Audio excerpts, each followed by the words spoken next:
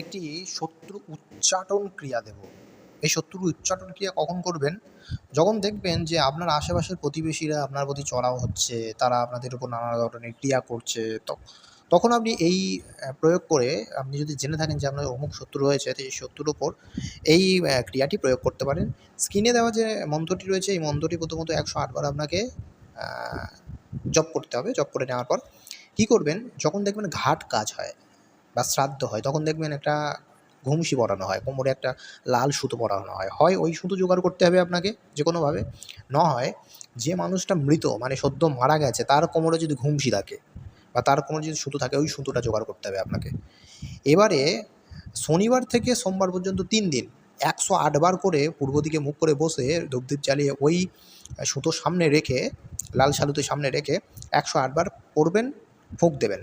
এরকমভাবে ৩ দিন করবেন। ১০৮ বার পাঠ করবেন, ১০৮ বার ফুঁক দেবেন। এভাবে ৩ দিন করে জাগাতে হবে।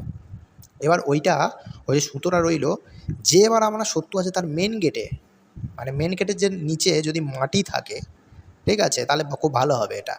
মাটি থাকলে কী করবেন? একদম লম্বাভাবে, মানে মুড়ে নয়, গোল করে নয়, লম্বা করে ওই মাটির মধ্যে গেঁথে দিতে হবে। যেন মানে শত্রু ওইটা ডিঙোতে পারে, এরকম একটা ব্যাপার। শত্রু যদি ওটা ডিঙোয় একবার, তাহলে শত্রুর মানে বুক হাইফাই করবে, উচ্চারণ করতে শুরু করবে, ঘরে থাকতে পারবে না, ঘেমে যাবে।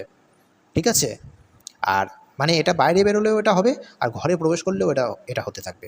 মানে শত্রু একেবারে মানে ঘরবন্দি হতে হবে তাকে। যদি সে না ঘরবন্দি হতে পারে, তাহলে ঘর যদি বন্দি হয়ে যায় তাহলে সে বেঁচে গেল। আর যদি ঘরের একবার বাইরে বেরিয়েছে সে তো বাইরে বেরোবেই। একবার যদি ওই রাস্তা থেকে বাইরে বেরিয়েছে, তাহলে ওই সুতোটা ডিঙাতে হবে, আর তারপর উচ্চারণ শুরু হয়ে যাবে। নিশ্চিতভাবে করে দেখুন, ফল পাবেন।